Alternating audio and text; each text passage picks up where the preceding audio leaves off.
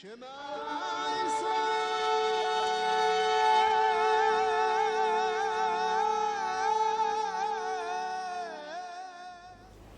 shalom, que Dieu vous bénisse. J'espère que par la grâce de Dieu, l'introduction a été reçue dans vos demeures et que vous avez, par la grâce de Dieu, commencé à entrer dans cette semaine du souvenir, dans cette semaine où Israël s'arrête pour se souvenir des bontés de l'Éternel, des bienfaits de l'Éternel. Et donc, comme promis, voici la première capsule qui va nous permettre d'approfondir cette attitude de gratitude. Car, comme je l'ai dit hier, lorsque l'on se souvient des bontés de l'Éternel, la gratitude devient notre partage. Alléluia. Et le titre de mon intervention aujourd'hui sera Ebenezer. Et nous allons lire ce passage dans le livre de 1 Samuel, au chapitre 7, où la Bible déclare: Samuel prit une pierre qu'il plaça entre Mitzpah et Shen, et il appela du nom Ebenezer, en disant: jusqu'ici, l'Éternel nous a secourus. Bien-aimé, jusqu'ici, l'Éternel t'a secouru, a secouru ta famille, et il voudrait que tu puisses te rappeler de toutes les fois où il a été bon, où il a été fidèle. Et je voudrais vraiment que tu comprennes que rappeler à l'Éternel ses bontés, c'est pour toi-même, c'est pour nous-mêmes.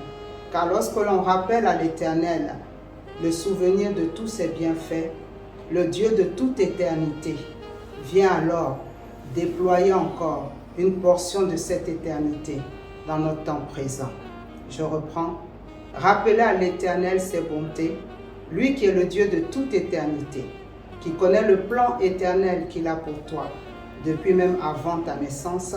Lorsque tu lui dis: Seigneur, merci, merci d'avoir été bon pour moi. Dans ce temps présent, je viens encore te dire toute ma gratitude. Je viens encore te dire merci, Ebenezer, le Dieu qui m'a secouru. Et lorsque tu entres dans cette attitude, il y a une dynamique spirituelle qui se met en mouvement.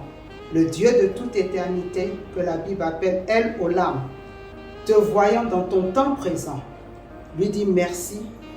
Va alors, si je puis ainsi m'exprimer, dans son plan éternel, va alors encore prendre une portion de ce plan éternel et il vient encore le manifester dans ton temps physique. Parce qu'il voit que tu es un homme, tu es une femme qui sait reconnaître que ce sont ses plans à lui qui s'accomplissent pour que tu puisses dire Ebenezer. Donc, bien-aimé, dire Ebenezer, c'est mettre en mouvement encore l'éternité dans ton temps présent. Dire Ebenezer, rappeler à Dieu dans sa mémoire: Seigneur, souviens-toi de moi. Souviens-toi des plans que tu as pour moi. Je te dis merci déjà pour ce que tu as fait.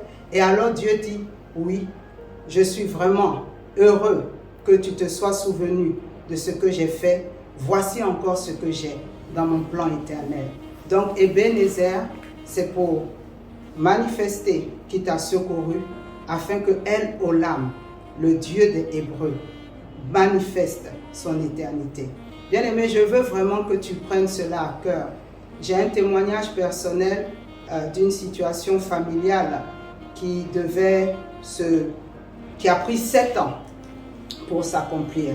Mais le jour où l'accomplissement arrivait, le Saint-Esprit nous a dit: El Olam avait déjà, depuis le début, avait déjà programmé l'aboutissement. Et il nous a simplement dit: célébrez El Olam, le Dieu de toute éternité, qui est venu manifester encore son éternité dans votre temps présent. Toi qui m'écoutes, que dans cette semaine de Sukkot, ce que le Dieu de toute éternité, El Olam, en réserve pour toi, parce que tu reconnaîtras qu'il est Ebenezer, qu'il vient déployer cette éternité dans ton temps présent, qu'il vient déployer ce qu'il avait prévu et qui a été bloqué ou qui a été manipulé, qu'il vienne le déployer. Et la Bible nous dit, pour terminer, ainsi, les Philistins furent humiliés et il ne vint plus sur le territoire d'Israël. La main de l'Éternel fut sur les Philistins pendant toute la vie de Samuel. Pendant toute ta vie, que tu sois celui-là ou celle-là qui verra qu'à chaque fois qu'il invoquera Ebenezer en termes de gratitude, que El Olam se lève au nom de Jésus. Sois béni, shalom, shalom, et à bientôt pour la prochaine capsule.